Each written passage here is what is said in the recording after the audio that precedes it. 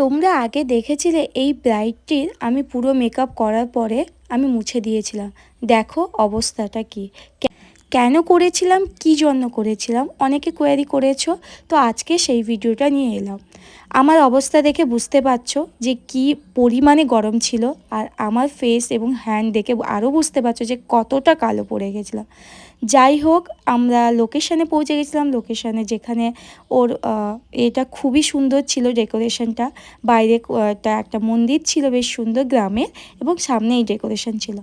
যখন আমরা ক্লায়েন্টের বাড়িতে ঢোকা অবস্থায় বুঝতে পারি ভীষণ গরম। এবার ওর রুমের ব্যাকগ্রাউন্ডে পেছনেরটা দেখলে বুঝতে পারবে ওখানে রান্না টান্না হচ্ছে, তো প্যান্ডেল দিয়ে ঘেরা। তো যাই হোক, ওই কারণের জন্য ভেতরেরটা আরও গরম ছিল। তবু আমি বলার পরে ওনারা বলে এখানেই করতে হবে, আর কোনো জায়গা নেই। এমনিও কোনো জায়গা ছিল না, এই রুমটাই ছিল। তো সমস্তটা যখন কাজ করার পরে যখন দেখি ওর ফাউন্ডেশন উঠে যাচ্ছে, এবং ওর স্কিনটা তো প্রথমেই দেখে নিয়েছো কী পরিমাণে সেন্সিটিভ। তো আমি বললাম যে তাহলে আমাকে একটু ছাদের উপর দেখাও। ছাদে কিন্তু তখনও চড়া রোদ ছিল, তো প্রথমে আমরা যেতে পারিনি। একটু রোদটা নামতে আমরা বললাম না, ওখানে গিয়েই করব। সমস্ত জিনিস ওখানে আবার তুলে নিয়ে গিয়ে আবার ওইখানে ফাঁকা ছাদে ওই একটা ফ্যান দিয়ে আমি মেকআপটাকে আবার শুরু করেছিলাম। মানে এতটাই কষ্ট হচ্ছিল। শার্লেট টিলবারি, ফেরারুশি এইসব প্রোডাক্টস দিয়ে একবার মেকআপ করার পরে আবার সেটাকে রিমুভ করা কতটা কষ্টের। তো তারপর ওদের ঘরে বরফটুকুও ছিল না, প্রথমে একটু ছিল, দিয়েছিল ঠান্ডা জল দিয়ে। আমি ওর স্কিনটাকে ভালোভাবে ডিপ করিয়ে নিয়েছিলাম। ও প্রচণ্ড ঘাম ছিল।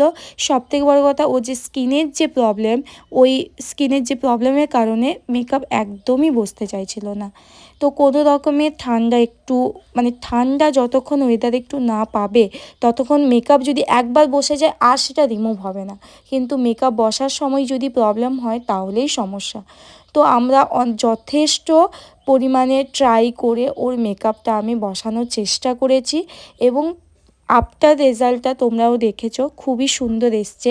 আর আমার যে ব্রাইড এতটাই কোঅপারেট ছিল, কি বলবো, খুবই মিষ্টি মেয়ে। ওর স্কিনটার প্রবলেম বুঝতে পেরেছে, তাই আমাকে বারবার বলছে দিদি তোমার প্রবলেম হলো, তোমার মেকআপটা রিমুভ। কিন্তু কিছু করার নেই, আমাদের এরকম সিচুয়েশানে পড়তেই হয়। তাই বলে আমরা সেখানে ওই থেকে বেরিয়ে চলে আসবো সেরকম নয়। কিভাবে সেখান থেকে মেনটেন করে সুন্দর করে একটা ক্রিয়েট করা যায়, সেটাই হচ্ছে আমাদের মেকআপ আর্টিস্টদের কাজ। যথেষ্ট টাইমটা তো খুবই কম ছিল, কম টাইমের মধ্যে আমি এটা বোধহয় ঘন্টাখানিক বা ঘন্টা দেড়েকের মধ্যে কমপ্লিট করেছি পুরোটা। করতেই সন্ধ্যা হয়ে গেছিলো, অলরেডি সন্ধ্যা হয়ে গেছিলো আমরা যখন ওপরে যাই। তো এই আউটপুটটা আমি বের করতে পেরেছি। হেয়ারেও খুব প্রবলেম হচ্ছিল, তো আমি সেরকমভাবে যতটা পারার আমি করেছি। ও একটু চেয়েছিল ঘোমটা দিয়ে, তো আমি সেই জন্য ওর একটু বৌভাতে যেরকম লুক হয় বউদের মতো, ও সেরকমও চেয়েছিল, আমিও সেরকম দিয়েছিলাম। ওর কাছে শুনে নাও ওর রিভিউটা।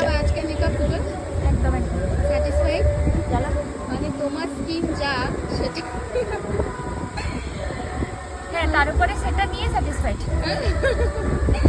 আচ্ছা, ভালো লাগছে তো।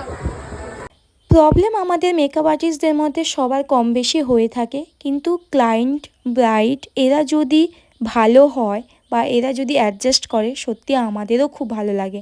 আমি সেই দিন এই ব্রাইডটাকে পেয়ে সত্যিই খুব আমি খুশিই ছিলাম যে প্রবলেম হচ্ছে কিন্তু ম্যানেজমেন্ট করা বা ওর মধ্যে বিরক্তকর বা আমাকে এসে ডিস্টার্বনেস করা কিচ্ছু নেই। ও আরও চুপচাপ, ও আমাকে রীতিমতোই বলছে দিদি তুমি আমাকেই করে যাচ্ছে।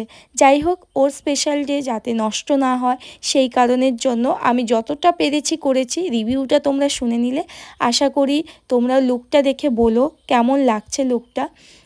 ওর ঘরের ফ্যামিলি সবাই খুব ভালো বলেছে। ওর হাজব্যান্ড তো ওকে এক একটা করে দেখছিল, সবাই খুব ভালো বলেছে ওর। আমার আপকামিং ব্রাইডাল বুকিং চলছে, যারা যারা বুকিং করতে চাও অবশ্যই বুকিং করে নাও। আজকের জন্য এই গল্পটা, ভিডিওটি ভালো লাগলে লাইক, শেয়ার, কমেন্ট করো। আজকের জন্য